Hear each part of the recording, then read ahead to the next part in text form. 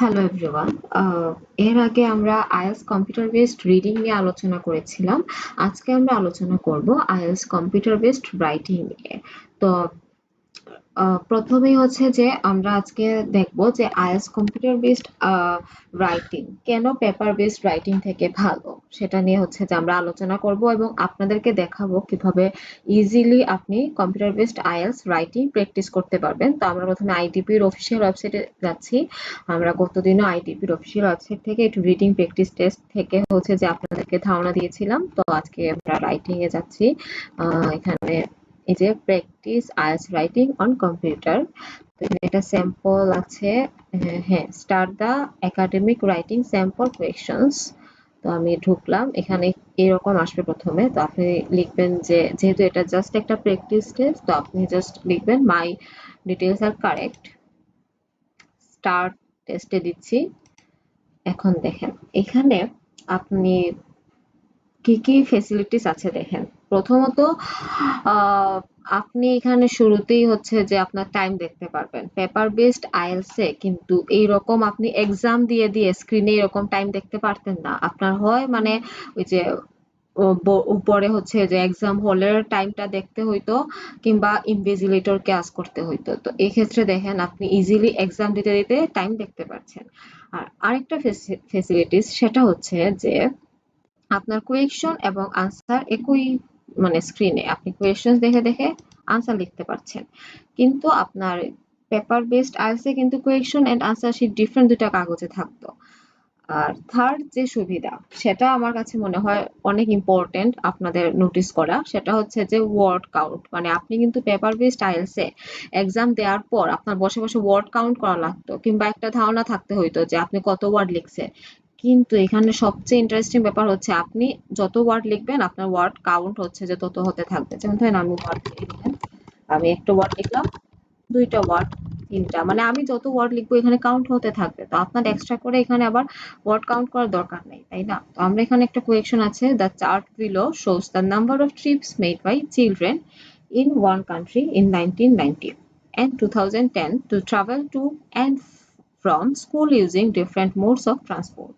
তো আপনি মানে নরমালি যেভাবে পেপার বেসড স্টাইলসে লিখতেন যে the bar chart illustrates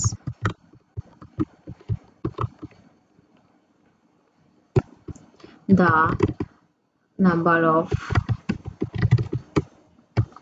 something। দেখেন আমি কয়টা ওয়ার্ড লিখছি, 7টা ওয়ার্ড। তো আমার এখানে দেখেন 7টা ওয়ার্ড কাউন্ট হয়েছে।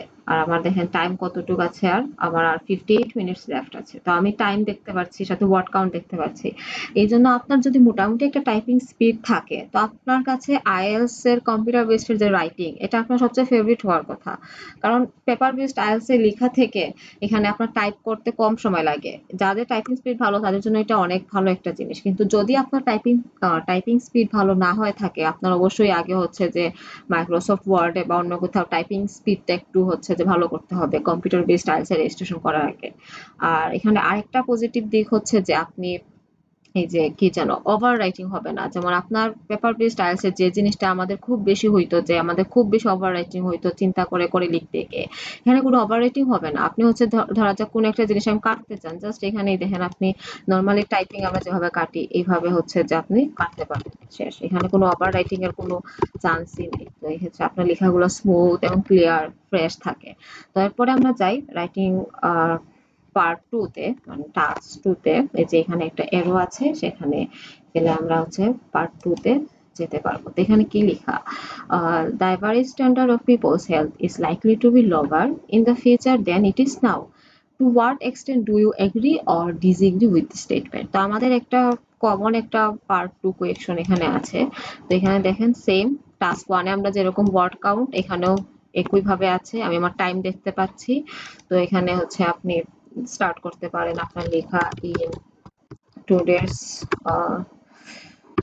Today's world. দেখেন আমি হচ্ছে যে কয়টা ওয়ার্ড লিখছি, 3টা। তো আমার এখানে ওয়ার্ড কাউন্ট 3 আসছে। আমার টাইম সবকিছু আমি ইজিলি দেখতে পাচ্ছি। আবার আপনি এই যে টাস্ক 2 থেকে টাস্ক 1 এ যেতে চাইলে এখানে হচ্ছে যে ইজিলি ক্লিক করলে একটা থেকে আরেকটা যেতে পারবে। বোঝা গেছে। তো আই থিঙ্ক আমাদের আইএলটিএস রাইটিং নিয়ে যার যত কোয়েরিজ ছিল সবগুলা ক্লিয়ার হয়েছে। তো আপনি ফাইনাল সাবমিটের আগে হচ্ছে যে এখানে এই যে ক্লিক করে রিভিউ করতে পারবেন আপনার আনসার। এই যে রিভিউ আনসার, রিভিউ করার অপশন আছে। তারপরে আমি ফাইনাল, মানে এটা যেহেতু একটা মানে প্র্যাকটিস টেস্ট, তো এটাতে এরকমই দেখাচ্ছে।